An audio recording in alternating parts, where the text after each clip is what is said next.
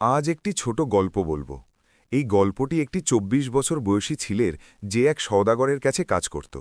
তার মা বাবা এই দুনিয়ায় নেই। জীবন খুব কষ্টে চলছিল। সে প্রতিদিন টাকা উপার্জন করে বাড়ি আসত, রান্না করত, খেত আর ঘুমিয়ে পড়ত। একদিন সে দেখল এক বুড়া ফকির তার পিঠে ৩টি ডাঁটরি নিয়ে এক শহর থেকে অন্য শহরের দিকে যাচ্ছে। তিনি বেশ বুড়ো এবং অনেকক্ষণ ধরে এভাবে সফর করছিলেন। শেষ পর্যন্ত কিছুদূর আরও সাফার করে চলতে চলতে ক্লান্ত হয়ে একটি গাছের নিচে বসলেন।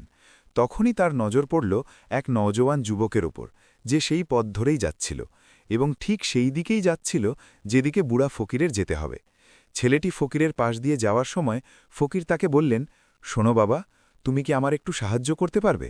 এই গাঁটরিগুলো অনেক ভারী আর আমি বুড়ো হয়ে গেছি। আমি বেশি সময় এগুলোর বোঝা বহন করতে পারি না এবং আমি খুব ক্লান্ত। তাই তুমি কি আমার একটি গাঁটরি নিয়ে আমাকে ওই অন্য গ্রাম পর্যন্ত পৌঁছে দিতে পারো? এর বদলে আমি তোমাকে ৩টি স্বর্ণমুদ্রা দেব। ছেলেটি ফকিরের সব কথা শুনে বলল, কোনো কথা নেই বাবা, আমি আপনাকে সাহায্য করতে রাজি আছি। বলুন আপনাকে কোথায় যেতে হবে? বলে ছেলেটি ফকিরের একটি গাঁটরি নিজের কাঁধে তুলে নিল। তখনই তার মনে হল এই গাঁটরি সত্যিই অনেক ভারী। ছেলেটি আর ফকির দুজন পথে এগিয়ে চলল। কিছুদূর এগোনোর পর গ্রাম শেষ হয়ে গেল এবং এখন একটি নিস্তব্ধ পথ সামনে। তারা দুজন পথে মগ্ন হয়ে এগোচ্ছিল। যখন তারা ভিড় থেকে পুরোপুরি আলাদা হয়ে গেল, তখন ছেলেটি ফকিরকে জিজ্ঞেস করল, বাবা, এই গাঁটরিতে এমন কি আছে যে এত ভারী? ফকির উত্তর দিলেন, কিছু না বাবা, শুধু তামার কিছু সিকি ভরা আছে, এই জন্যেই এই গাঁটরি এত ভারী। ফকিরের কথা শুনে এখন ছেলেটির মাথা দ্রুত কাজ করতে শুরু করল। সে ভাবতে লাগল, এক গাঁটরিতে তামার সিকি আর দ্বিতীয়টিতে রূপার। মনে হয় এই ফকির বাবা কোথাও দূর থেকে আসছেন এবং তিনি তার সব জমিজমা বিক্রি করে এই সব সিকি জোগাড় করেছেন। তাহলেই তো তিনি এত টাকা নিয়ে চলছেন। কিন্তু ছেলেটি ফকিরকে কিছুই বলল না। তারা দুজন চুপচাপ পথে এগোতে থাকল। কিছুদূর এগোনোর পর আবার একটি নিস্তব্ধ রাস্তা এলো। সেই নিস্তব্ধ রাস্তা দেখতেই ছেলেটির মনে নানা রকম চিন্তা আসতে লাগল। সে ভাবতে লাগল, এরে, এ তো নিস্তব্ধ জায়গা। আমি যদি এই সিঁকিগুলো নিয়ে এখান থেকে পালিয়ে যাই, তাহলে এই ফকির আমাকে কতক্ষণ তাড়া করবে? আমার মনে হয় না আমাকে কখনো ধরতে পারবে। আর এখানে কেউ নেই যে তাদের সাহায্য করবে। আর যাই হোক, এগুলো অনেক সিঁকি। আমি এগুলো দিয়ে একটা ভালো দোকান কিনতে পারি, নতুন ব্যবসা শুরু করতে পারি। আর যাই হোক, এই বুড়া ফকির এখন এই টাকাগুলো দিয়ে কি করবে? এর চেয়ে আমি নিয়েই থাকি। ছেলেটি এসব ভাবছিল, হঠাৎ নিজের ওপর আশ্চর্য হল। আরে, আমি কি ভাবছি? এই ফকির বাবা জানি না কোথার থেকে আসছেন আর কি কি কষ্ট করে এত টাকা জোগাড় করেছেন। আমার উচিত না এদের সুযোগ নেওয়া। না না, আমার এটা করা উচিত নয়। কিছুক্ষণের জন্য সে নিজের মনের চিন্তাগুলোকে দমন করতে পারল, কিন্তু কিছুক্ষণ পর আবার তার মনের চিন্তা তাকে আক্রমণ করতে লাগল। ছেলেটি ২টি গাঁটরি নিয়ে ফকিরের পেছনে হাঁটছিল। কিছুদূর এগোনোর পর একটি পাহাড় এলো। ফকির বললেন, বাবা, এই পাহাড় আমি উঠতে পারব না। আমি অনেক বুড়ো হয়ে গেছি আর আমার হাঁটুতেও ব্যথা থাকে। যদি তুমি আমার ৩য় গাঁটরিটিও নিতে পারো, তাহলে আমি তোমাকে আরও ৩টে স্বর্ণমুদ্রা দেব। কিন্তু মনে রেখো, এটা কোথাও ফেলবে না, কোথাও এই গাঁটরিটি খুলে যেন না যায়। ছেলেটি জিজ্ঞেস করল, কেন বাবা, আসলে এতে কি আছে? ফকির বললেন, বাবা, এতে স্বর্ণমুদ্রা আছে। এ কথা শুনে ছেলেটি মনে মনে খুব খুশি হল। সে চুপি চুপি সেই গাঁটরিটিও ফকিরের কাছ থেকে নিল। দেখতে দেখতে তারা দুজন পথে এগোতে লাগল। এখন ফকির কোনো বোঝা ছাড়া আরামে পাহাড়ে উঠছিলেন, কিন্তু পেছনের যুবকটি বোঝার কারণে খুব ধীরে চলছিল। কিন্তু সে যখন সোনার নাম শুনেছিল, তখন তার মন তো লাভ দিচ্ছিল। সে মনে মনে ভাবছিল, আমি যদি এই সব টাকা পেয়ে যাই, তাহলে আমার পুরো জীবন তো আরামে কেটে যাবে। যাই হোক, এই বাবা তো বুড়ো হয়ে গেছেন, ভালোই। তার এত টাকার কি দরকার? তার জীবন তো যাই হোক কেটে গেছে। আমি একটা কাজ করি, এই সব টাকা নিয়ে এখান থেকে পালিয়ে যাই। ছেলেটির মনে অগণিত চিন্তা উঠছিল। তার মন এখন তার বুদ্ধির ওপর পুরোপুরি হাবুডুবু খেয়ে গিয়েছিল, আর তার মন নিজের কথাকে সঠিক প্রমাণ করার জন্য তাকে কিছু বলছিল। তখনই তার মনে আরেকটি চিন্তা এলো। এবার সে ভাবতে লাগল, মনে হয় এই ফকির বাবা কোনো চোর, নইলে এত স্বর্ণমুদ্রা এদের কাছে কোথার থেকে আসবে? যদি কোনো ব্যবসায়ী হতেন, তাহলে কি এভাবে পায়ে হেঁটে যাত্রা করতেন? আর যদি এত টাকা ছিল, তাহলে কোনো না কোনো যানের ব্যবস্থা তো করতে পারতেন। মনে হয় এটা কোনো চোর, আর চোরের কাছ থেকে চুরি করাতে কি দোষ আছে? এভাবে ভাবতে ভাবতে ছেলেটি এখন ফকির থেকে দ্রুত এগোতে থাকল। দেখতে দেখতে সে ফকিরের চেয়েও এগিয়ে গেল। সে ভাবছিল এই পাহাড়ের ঢাল আসতেই আমি 3টে গাঁটরি নিয়ে পালিয়ে যাব, তাহলে এই সব টাকা আমার হবে এবং আমার দারিদ্র্য চিরতরে দূর হয়ে যাবে। আমি যা চাই তাই করতে পারব, আমার কাছে অনেক টাকা থাকবে। দেখতে দেখতে তারা দুজন পাহাড়ের চূড়ায় পৌঁছে গেল, আর এখন ঢালের পথ শুরু হতে যাচ্ছিল। তখনই ছেলেটি ফকিরের চোখ ফাঁকি দিয়ে 3টে গাঁটরি নিয়ে দৌড়ে এগিয়ে গেল। এখন তার নিজের শরীর খুব হালকা লাগছিল, যেন 3টে গাঁটরির ওজনই অনুভব করছে না। অনেক দূর দৌড়ে কোনো মতে সে নিজেকে বাঁচাতে বাঁচাতে নিজের বাড়ি পৌঁছাল। তার আনন্দের সীমা ছিল না। সে ভাবল, কেন আমি তাড়াতাড়ি এই গাঁটরিগুলো খুলে সব টাকা বের করে নিই। ভাবতেই সে গাঁটরি খুলল। প্রথম গাঁটরিতে তাকে লোহার মরচে পড়া শিকি পাওয়া গেল। দেখে তার বিশ্বাস হল না। সে দ্রুত দ্বিতীয় গাঁটরিটিও খুলল। সেখানেও তাকে লোহার মরচে পড়া শিকিই পাওয়া গেল। সব দেখে ছেলেটি খুব অবাক হল। শেষ পর্যন্ত এসব কি হচ্ছে? ফকির তো আমাকে অন্য কিছু বলেছিলেন। এখন সে সোনার গাঁটরিটি খুলল। সেখানেও লোহার মরচে পড়া শিকিই বেরিয়ে এলো। দেখে ছেলেটি খুব রেগে গেল। সে ভাবল, ফকির আমার কাছে মিথ্যা বললেন কেন? তিনি কেন বললেন যে একটিতে তামার সেঁকি, একটিতে রূপার আর তৃতীয়টিতে স্বর্ণমুদ্রা?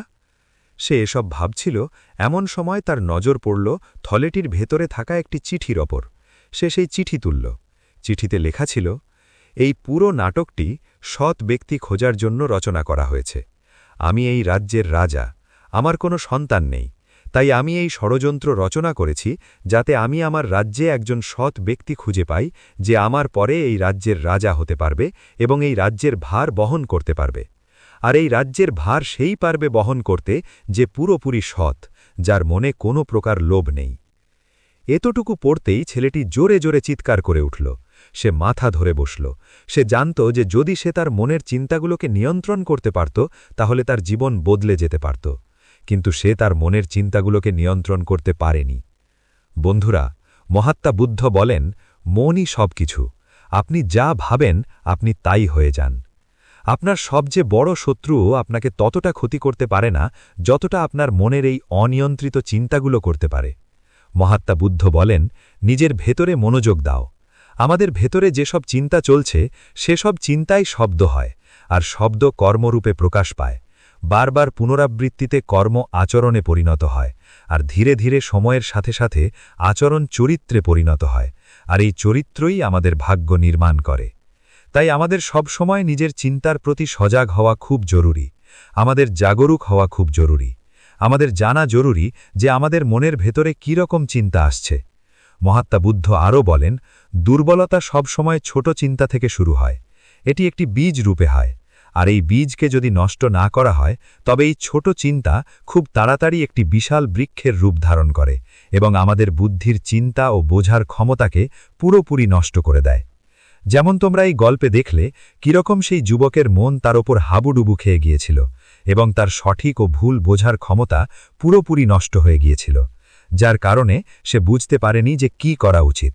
আর তার লোচ তাকে ভেতরে এত শক্তি জুগিয়েছিল যে সে 3টে গাঁটরি নিয়ে এত দ্রুত সেখান থেকে পালিয়ে এগিয়ে গিয়েছিল। এই কারণে যখনই তোমার মনে প্রথম কোনো ভুল চিন্তা উৎপন্ন হয় তখনই তাকে বিনাশ করে ফেলা উচিত, নইলে তা বিশাল বৃক্ষের রূপ নেবে এবং তোমাকে কোনো না কোনো ভুল পথে ঠেলে দেবে। তুমি চাইলেও আর তাকে থামাতে পারবে না। কিন্তু এখন তোমার মনে প্রশ্ন উঠছে, আমরা ভালো করে নিজের মনের চিন্তাগুলোকে কিভাবে নিয়ন্ত্রণ করব? আমাদের মন তো এত চঞ্চল, এত শক্তিশালী যে আমাদের ওপর হাবুডুবু খেয়েই যায়। আমরা চাইলেও তাকে নিয়ন্ত্রণ করতে পারি না। এই প্রশ্নের উত্তরে মহাত্মা বুদ্ধ আমাদের 2টি বিষয় বুঝিয়েছেন। প্রথম বিষয়, সঠিক ইচ্ছা বা ইন্টেনশন বিকাশ করো। কখনো তোমরা দেখেছ যে তোমার মনের ভিতরে কিছু, কিন্তু তোমরা বলছো অন্য কিছু? কারণ তোমার মনের ভিতরে যা আছে তাই তোমার মুখ দিয়ে বেরোচ্ছে। কিন্তু যখন আমরা সেই ভুলটি করে ফেলি তখন আমাদের মস্তিষ্ক ভালোভাবে কাজ করতে শুরু করে। আমাদের চিন্তা ও বোঝা ক্ষমতা আবার জেগে ওঠে। আর এমন অবস্থায় আমাদের মনে হয় যে আমরা ভুল করে ফেলেছি। আর তখন আমাদের মন দুঃখিত হয়। আমাদের মন অনুশোচনায় ভরে যায়। আর এই ভারী ভাব ও দুঃখ থেকে বাঁচার জন্য মহাত্মা বুদ্ধ সঠিক ইচ্ছা বিকাশ করতে বলেন। এর জন্য যখনই তুমি কোনো কাজ করতে যাবে তখন প্রথমে নিজেকে জিজ্ঞাসা করবে, আমি যা করতে যাচ্ছি তার পেছনে আমার ইচ্ছা কি? আমি কি অন্যদের কষ্ট দিতে চাইছি, না অন্যদের ছোট করতে যাচ্ছি, না নিজেকে বড় করতে চাইছি? নিজেকে প্রশ্ন করো, নিজেকে জাগ্রত করো। যখন তুমি ইচ্ছার প্রতি সচেতন হবে, যখন তুমি চিন্তার প্রতি সজাগ হবে, তখনই তোমার ভিতরে ইতিবাচক শক্তির প্রবাহ হবে। তখনই তুমি ইতিবাচক ইচ্ছার সাথে যুক্ত হতে শুরু করবে, আর তোমার মনের ভিতরে থাকা সেই নেতিবাচক শক্তি ও নেতিবাচক চিন্তা দিন দিন কমতে শুরু করবে। কিন্তু মনে রেখো, তোমাকে এটি প্রতিদিন করতে হবে, আর তোমাকে সব সময় মনে রাখতে হবে যে তোমাকে শুধু ভালো চিন্তা করতে হবে। তোমার ইচ্ছা সব সময় ভালো হওয়া উচিত। তাহলেই তুমি দুঃখ ও কষ্ট থেকে বাঁচতে পারবে। নইলে তুমি এভাবেই দুঃখ ও কষ্টে জড়িয়ে থাকবে আর কখনো তা থেকে বেরোতে পারবে না। দ্বিতীয় বিষয়, মনের প্রতি সজাগতা বা মাইন্ডফুলনেস বিকাশ করো, যার ফলে তোমার মন দেখতে দেখতে শান্ত হবে, আর তোমার মনের ভিতরে থাকা সেই নেতিবাচক শক্তি, নেতিবাচক চিন্তাগুলো শেষ হয়ে যাবে, আর তুমি শান্তির দিকে এগোবে। আর এর জন্য তোমাকে শুধু এতটুকুই করতে হবে যে এই মুহূর্তে যা কিছু ঘটছে তোমার চোখের সামনে, তোমার ভিতরে যা কিছু যেমন চলছে তাকে শুধু দেখতে থাকা।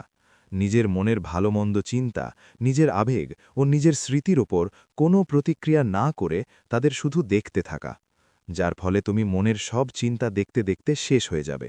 তোমার মন খালি হতে থাকবে, আর তুমি নেতিবাচক চিন্তা থেকে, ভুল চিন্তা থেকে বাঁচতে পারবে, আর তুমি এই দুঃখ ও কষ্ট থেকেও দূরে থাকতে পারবে। এই কারণে মহাত্মা বুদ্ধ বলেন, যে নিজেকে দেখে সেই সবচেয়ে বড় তপস্বী। অর্থাৎ যে নিজের মনের ভিতরে চলা সেই চিন্তাগুলোকে কোনো প্রতিক্রিয়া না দিয়ে শুধু দেখে এবং তাদের ওপর কোনো প্রতিক্রিয়া করে না, বরং তাদের ব্যাখ্যে ও বোঝে, বাস্তবিক পক্ষে সেই মনকেও নিয়ন্ত্রণ করতে পারে এবং সেই সুখে ও শান্তিতে জীবনযাপন করতে পারে।